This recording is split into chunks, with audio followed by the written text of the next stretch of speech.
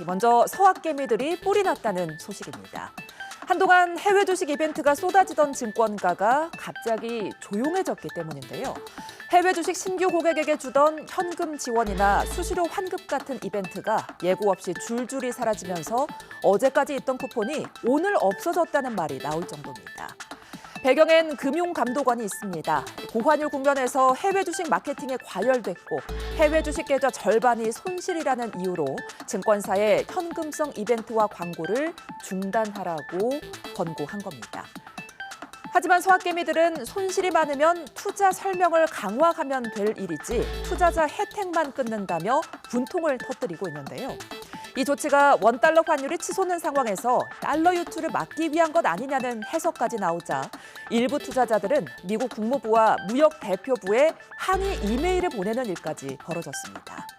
정부가 불합리한 투자 장벽을 만들고 해외 투자자들을 차별하고 있다는 주장인데요.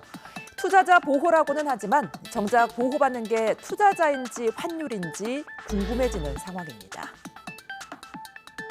다음 소식은 규제도 더 바빠진 부동산 시장입니다. 올해 3분기 30, 40대가 새로 받은 주택담보대출이 역대 최대를 기록했습니다. 1인당 평균 주담대는 2억 2천만 원, 하지만 30대는 2억 8천만 원에 육박했습니다. 말 그대로 집 한 채에 인생 대출을 얹은 셈이죠. 전세 불안의 공급 부족, 규제 공포가 겹치면서 지금 안 사면 더 늦는다는 심리가 굳어진 분위기인데요. 이런 흐름이 계속되면 주담대가 단순한 빚을 넘어 가계 소비와 출산, 노후까지 짓누를 수 있다는 전문가의 우려도 나옵니다. 이제 30대랑 40대는 결과적으로 자녀 교육도 있고요.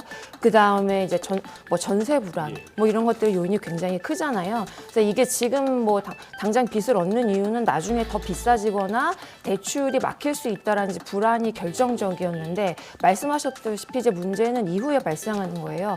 주담대가 커질수록 가계 가처분 소득이 이자랑 원리금 상환으로 이제 빨려 들어가게 되잖아요. 그럼 결과적으로 소비가 줄게 되고 출산과 양육에 필요한 비용 부담이 또 커지고 노후 준비는 못할 수밖에 없는 상황이 됩니다. 그래서 쉽게 말하면 주택이 자산이 될 수도 있지만 동시에 현금 흐름을 압박하는 고정비로 남아있게 되게 되는 거죠. 그래서 정책적으로는 단순히 대출을 조인다가 아니고 실수요자가 예측 가능하게 상환할 수 있는 구조를 만들어주는 게 굉장히 중요한데 예를 들면은 금리 충격을 완화한다든지 상환 스케줄의 안정장치 같은 게 동시에 설계가 되어야 될 것 같습니다.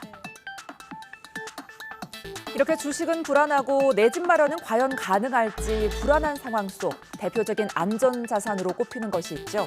바로 금입니다. 금값이 치솟자 사람들의 시선은 집 안으로 향했습니다.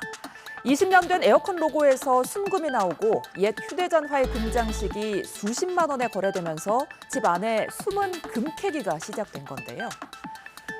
먼저 화제가 됐던 건 LG전자 휘센 에어컨 일부 한정판의 24K 순금 로고였습니다. 금값 상승으로 오래된 에어컨 로고 하나가 75만 원이라는 감정을 받았으니 그간 에어컨은 공짜로 사용하는 셈이란 말까지 나왔는데요. 뒤이어서 2009년 출시된 휴대전화도 로고 장식에 18K 금이 사용됐다는 사실이 확인돼 약 15만 원의 가치를 인정받았습니다. 이외에 2004년에 판매된 TV에도 24K 금장식이 사용된 게 알려지며 오래된 가전에서 금을 찾는 사람들이 늘고 있는데요. 자, 주식이나 집, 금, 투자의 형태는 다르지만 강팍한 현실 속에서 투자에 뒤처지면 안 된다는 심리가 짙게 드리운 연말입니다.